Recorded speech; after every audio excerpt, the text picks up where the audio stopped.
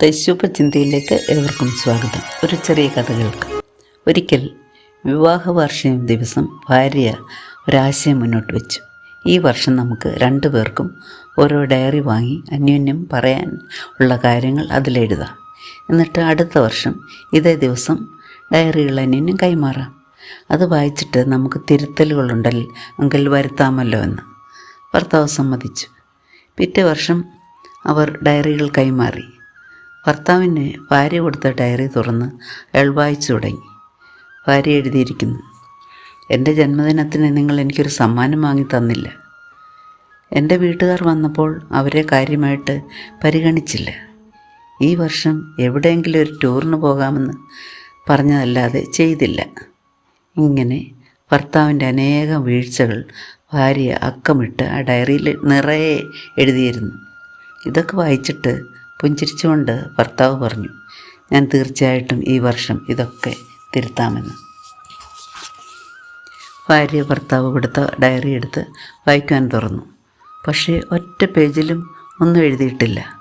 അവസാന പേജിൽ ഇപ്രകാരം എഴുതിയിരിക്കുന്നു: നിൻ്റെ സ്നേഹത്തിനും ത്യാഗത്തിനും സമർപ്പണത്തിനും മുമ്പിൽ ഒന്നും ഒരു കുറവായിട്ട് എനിക്ക് തോന്നിയിട്ടില്ല. ഇത് വായിച്ച ഭാര്യ സന്തോഷം കൊണ്ട് മതിമറന്നു. അവൾ തൻ്റെ ഡയറി തിരികെ വാങ്ങി അത് കീറിക്കളഞ്ഞു. അവൾ അയാളോട് ക്ഷമ പറഞ്ഞിട്ട് സന്തോഷത്തോടെ അവർ തമ്മിൽ ആലിംഗനം ചെയ്തു. എന്താണ് ഈ കഥ നമുക്ക് നൽകുന്ന സന്ദേശം? പരിപൂർണത തേടുന്നവരുടെ പരാതികൾ അവസാനിക്കുകയില്ല. അവർ ഇപ്പോഴും തേടുന്നത് വിശിഷ്ടമായവയ്ക്കുള്ളിലെ ന്യൂനതയാണ്. ഏത് വൈശിഷ്ടമായവയ്ക്കുള്ളിലും എന്തെങ്കിലും ഒരു പോരായ്മ കാണില്ലേ? അത് കണ്ടെത്തുവാൻ അവർക്ക് നല്ല കഴിവാണ്. എന്നാൽ സഹവർത്തിത്വം ആഗ്രഹിക്കുന്നവർ എപ്പോഴും വിട്ടുവീഴ്ചകൾക്ക് തയ്യാറായിരിക്കും.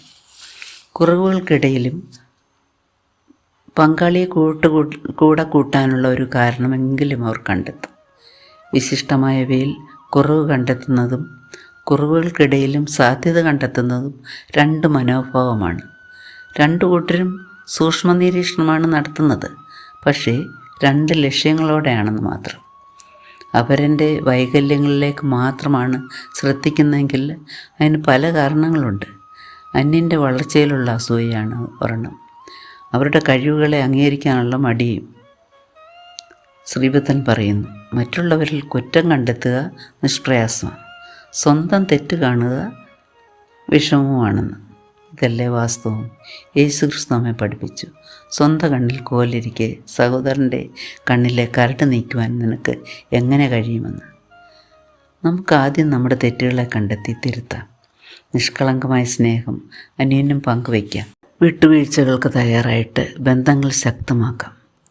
അതിനുള്ള വിവേകവും വിനയവും നമുക്ക് ദൈവം നൽകട്ടെ എന്ന് പ്രാർത്ഥിച്ചുകൊണ്ട് ഇന്നത്തെ ശുഭചിന്ത നമുക്കിവിടെ അവസാനിപ്പിക്കാം.